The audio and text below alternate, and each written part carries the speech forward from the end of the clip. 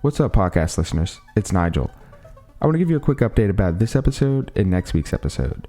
In lieu of our normal full-length episodes, we will be releasing 2 rapid-fire question episodes. At the end of each episode, we will feature a special preview of a new episode we've been working on. This episode is actually part of a new series that we're dedicating to the New Orleans, Japan music connections. We will be releasing the full episode that you hear in the previews soon. And in the future, we hope to actually sit down with Japanese musicians working here in the New Orleans area and New Orleans musicians who are working in Japan. All of us here in the crew have been working hard to crank out some great content for you moving forward. In the meantime, enjoy this week's Rapid Fire Questions episode featuring MattvsJapan and our special preview. I have my stopwatch here on my phone, and I'm going to give you 2 minutes, and we have to get through as many questions as we can. You can say pass if you need more time to think about it, and if we have time at the end, you can come back. So just let me know when you are ready, and then I'll hit start and start asking questions away. Okay, I think I'm ready. All right. Ready, go. All right, if you had to pick one kanji to represent yourself as a person, what would you pick? Tsuyoi. What's your favorite Japanese food? Sushi. Sushi, okay. What's your favorite sushi? This could be American or Japanese style. Maguro, or I can't remember if there's like a special sushi name for that, but okay, all right. When talking casually to people, are you a ore, boku, watashi, jibun, or something else kind of guy? When I'm talking to my friends, I'm ore. Okay. What's your go-to English karaoke song? I've never done karaoke in English. What's your go-to karaoke song in Japanese? I've actually never done karaoke ever. Really? Oh wow. Okay, well, do it. What is your favorite taro? So this could be like a person's name, famous person, character, taro pearl milk tea. It could be anything with taro in the name. Momotaro. That's the only thing. Momotaro. Okay, that's. If you bump into your favorite Japanese celebrity, how deep are you bowing? I'm actually probably not even bowing. I'm pretending I'm a foreigner so that maybe I can so if they're really famous, then if I bow to them, then they'll know that I think they're famous, and then they'll just treat me as a fan. So I'm going to pretend that I'm a foreigner, and because I'm a foreigner, I don't know how famous they are. I think they're a normal person, and then use that as a way in to become friends with them. Oh, there you go. Okay. You're in a Pokemon battle. It's 1 Wailord-sized Magikarp or 5 Magikarp-sized Wailord. Which would you rather battle? Or do you know what the hell I'm talking about? Well, I don't really know what you're talking about. 10 seconds. Favorite Japanese book? NHK ni Yokoso. Okay, I'll give one more question. Switch, PlayStation, or Xbox? Probably Switch. I don't play that many games. Okay. All right. We got through, I don't know how many that was. I lost track. But I think that was 10. I was like jotting some down earlier. So I had like 13 in total. So we got through most of them. That's challenging. You put this at the end of the interview and I'm getting tired. I know. Well, it was more to kind of shake things up a little bit. I know we had kind of gotten through some deep and existential things towards the end. So wanted to get a little lighthearted. Other ones we had were like go-to konbini food, or like number 1 travel recommendation, or your favorite sport. Okay, not bad. But yeah, good job. 10 out of 13. We got through a lot. You were the first person we tried that on, so you were our guinea pig. Okay, so I don't have any comparison of... You are the champion right now. Okay. It'd be pretty bad. If I was the first person to go and I was not the champion, I felt pretty hard. So... So now at this point, we're actually going to transition over to our special preview of our episode on Japan and New Orleans music connections. Today, we actually have a very special guest on the podcast with us, William Archambeault, who's a local music journalist and music nerd. I think that would be how you would describe yourself. That's pretty accurate. Pretty accurate. Awesome. Well, we're so glad to have you on the show. And it's kind of a long time coming. I think you were one of the first people we actually told, at least I know one of the first people I told that we were actually making a podcast. So this is, finally happening, finally got you on the podcast. And today we are actually talking about the music connections between Japan and New Orleans. So you were the perfect person to have for that subject. But we know why, but our listeners probably don't know why. So I wanted to give you a chance to kind of, introduce yourself and tell our listeners who you are. Okay, yeah. My name's William Archambeault. I'm a music writer, music nerd, bit of a music historian, someone who basically just cares about trying to document stories that otherwise don't always get told. And so one of the focuses that I've tried to shine a light on is the connections between New Orleans and Japan via music. And that's something that I've covered for the Japan Times, the largest English paper in Japan.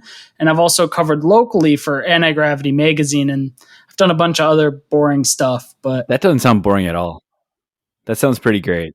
No, I think that's actually really fascinating. So that actually leads me to wonder, though, what actually got you into music journalism? I mean, I got involved with music journalism just because I'm a music fan. And when you're a music fan, you get really curious about stuff, especially if you're somebody like me who grew up digging through record crates and going to see older bands. You recognize that not all of them get their stories told. And so there's this sort of curiosity that fosters. And so I just got into this stuff because I was a music fan who wanted to know more about these things. And so I just sought out to tell stories that I felt weren't getting told, to kind of amplify voices that maybe weren't getting amplified. That's like super cool, man. I totally understand like what the way you feel about that, because I'm a big comic book nerd. So I'm kind of the same way. Like you read the books and you see like the stuff, but then when you hear the backstory or like the story or the history of the person that created those stories, it really puts context behind the content that they create, so it really gives you a better appreciation for like their works. And same thing again for music. And I just think it's so fascinating because, like you said, otherwise those stories aren't being told. If someone isn't documenting this, and just if that person doesn't feel it's important to say, they won't share it. And no one knows. But then if someone like you feels that story, those are important to share, so many more people get a new appreciation for the music that's being created by those artists. Well, and something that I should actually bring up that I should have mentioned in the last little bit was really it was the result of being interested in history and realizing that if you don't document stories in real time or while people are alive, those stories get lost. Those parts of history get lost. So really, all I try to do is create a couple more documents that say, hey, this thing was here, so that future generations can hopefully look back and recognize that those things were there. I love that. And growing up too, when you hear history, you're like, textbooks and timelines and, just facts. But there's so much like just things about people. History is people. It's not the timelines and like on this date in history, this happened. It's, there's just people's lives and hearing about those stories that lead to events that make those type of events so much more worthwhile listening to and knowing about. See, Doug gets it. Because all this is just really, you guys are just doing oral histories. It's just doing it in real time. So one of the things that we usually ask our guests is what is their perception of New Orleans? Usually because our guests aren't from New Orleans. This is a rare instance where you were probably, I would say you and Doug are probably the most New Orleans people I know. I'm a Kennerborough. Doug's a Kennerborough, but Willie, you are New Orleans. Like you embody that for me. So we can't quite ask you the same question because you already know New Orleans. But we want to switch things up and ask you about Japan instead of New Orleans.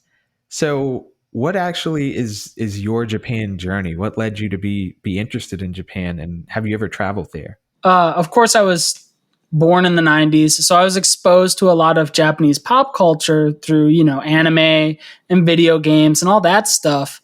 But the stuff that really fostered my connections with Japan was actually a lot of the stuff that we're going to talk about in this kind of thing. So when I was a kid, the Toyamas, Yoshio and Keiko Toyama, would perform every year in New Orleans at Satchmo's Summerfest, doing a set of Louis Armstrong's music. They're jazz musicians from Tokyo, but here you have this elderly Japanese man doing just a spot-on impersonation of Louis Armstrong, who even as a young kid I knew of as, a black New Orleans musician. But here's this old Japanese guy who's just doing his stuff dead on. And it was a lot of moments like that that made me realize how small the world really was. And then you asked, have I been to Japan? Yes, I've studied abroad. I've actually participated on the JET program, so I've lived there as a teacher. So I've had a variety of experiences over there. One thing that was a critical step for me getting over to Japan was Trumpet Black, aka Travis Hill. He was a New Orleans trumpeter who passed away while touring in Japan, and him passing away over there was essentially a catalyst that made me realize how small the world is. It made me realize that while I've always had this interest in Japan, that was actually a place that I could actually go to and experience. I can relate because I always envision myself. I studied Japanese. I figured, one day I'm going to go there, but didn't really think about it. And then, I remember my first year of college in my Japanese class, like I had a guy that was just coming back from JET that was talking about his experiences, and just hearing about, someone that was local that went to Japan and experienced the culture and did the immersion thing and everything. You're just like, I could do that too. It really it makes you think and realize that it's not as far away. It's not as far-fetched of an idea as you may have thought it was. It's something that is attainable. One, whether it's, through JET or through study abroad or whatever you may do. But there's ways to get there. So I totally feel you on that. That hits close to home for me. Yeah, same. I had an interest in Japan since I was a kid, and I had always thought, I would love to go someday, but I never really had a plan on how to get there. Yeah. And when I got to UNO and I figured out they had a UNO Japan program, it was like there is not a second that passed through my mind after figuring that out that I questioned whether or not I was going. I knew I was going because it was like, oh my God, here's this pathway that seemingly just fell out of the sky. It just goes to show, like, nothing in life is etched in stone, right? Like, you make your own path, and some things are harder to get to than others. But I mean, if you really have that desire to get somewhere or do something, there's a way to get there. It just obviously may take more work than, in some areas than another, but there's ways to get there and do what you want to do. Getting all philosophical here. Well, and speaking of philosophical, I mean, I really do feel like the world is a really small place. It's just a matter of opening your eyes and looking around and seeing those connections. For real. And so when you talk about like the work I do, trying to write about New Orleans and Japanese musical connections, it's really just trying to open your eyes and see the things that are out there in plain sight that you might normally pass by. Yeah. And you mentioned Trumpet Black. Can you say more about Trumpet Black? Yeah, I have no idea who that is. I know, I'm not trying to like minimize his importance to anybody, but I'm a noob when it comes to like this whole like New Orleans Japan connection when it comes to music. So hearing about these kinds of stories is new for me. So it's really opening my eyes to a new world. Yeah, well, yeah, with Trumpet Black, he's part of the Andrews family, which is one of the most prominent musical families in New Orleans. I mean, Trombone Shorty is a part of that family. And so he came from the brass band scene. He played with all those big brass bands that you know and love in the city. And one of the things that he did in his last few years was he would go to Japan and tour with this brass band out of Osaka named Blitz and Squash Brass Band, which was all Japanese guys. but who loved New Orleans brass band music so much that they actually started to, have their own bands and do their own thing. And they weren't the first band out of Osaka to do that, but they've been one of the bands that has really held on to that. And so when he passed away in Japan on a tour with them, it wasn't him in a New Orleans band. It was him and these guys from Osaka who he just said, like, these are the guys I'm going to trust. Like, I'm going to fly halfway across the world to a country where I don't speak the language. I don't know any of this stuff, but I trust these guys. We've got a connection and we're just going to go for it. And unfortunately, he passed away due to some medical complications, but I do feel like his legacy has become a testament to the bonds between New Orleans and Japan musically, because it's not just Blitz and Squash Brass Band. It's other brass bands that have these connections with him too. How did they get connected? Like, how did they get introduced? Obviously he's a relatively big name in New Orleans, but, obviously, and probably the band in Osaka was familiar with some of the more prominent names, but how did they get connected? Like, for to tour together? So Blitz and Squash Brass Band had actually already been to New Orleans and had even recorded an album over here. And even before they did that, there were guys who were contemporaries of theirs in Osaka who had done the same thing, who had come to New Orleans, had worked on recording sessions with guys like Jun Yamagishi and some of the more famous New Orleans Mardi Gras Indian groups. And so I don't know the story of how they got introduced, but I think they were just kind of in the same circle of people.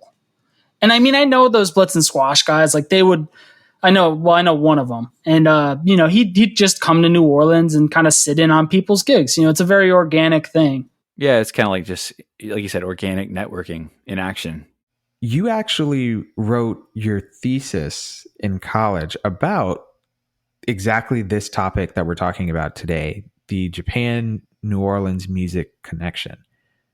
So in your thesis, you actually looked at the relationship between New Orleans music and Japan up to 2017. One of the questions I had was, how far back does the New Orleans Japan music connection actually go?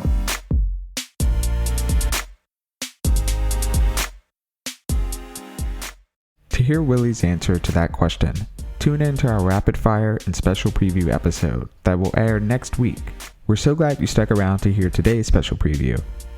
Next week, Willie answers that question by diving into the history of the spread of New Orleans music to Japan and some of the biggest players that are still acting in the scene today.